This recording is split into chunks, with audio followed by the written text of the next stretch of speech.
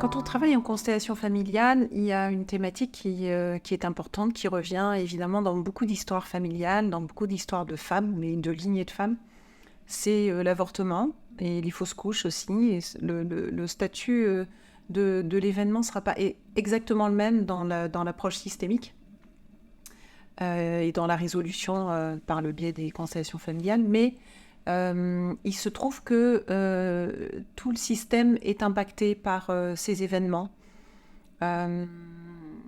Évidemment, ça ne remet pas en question, pour ce qui concerne l'avortement, ça ne remet absolument pas en question la nécessité parfois d'un avortement. Mais c'est important de mettre aussi de la conscience et de se rendre compte qu'il peut être nécessaire qu'il y ait une réparation de tout le système par rapport à ce bébé qui n'a pas pu arriver jusqu'au bout et qui n'a pas pu naître, et de se rendre compte qu'on a quelque part le couple parental a une responsabilité, et que ce qui va libérer tout le système, à commencer par eux et puis pour les autres enfants aussi s'il y en a, c'est d'assumer pleinement cette responsabilité. Et c'est une décision qui est toujours compliquée. Et comme elle est compliquée, ça impacte l'inconscient du système, parce que, évidemment, on va contre la nature.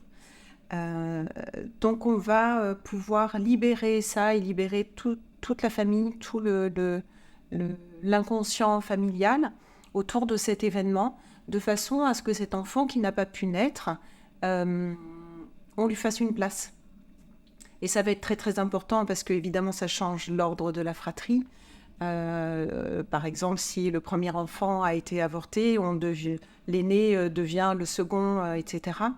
Et l'ordre reprend sa place, et on libère ainsi toute la famille.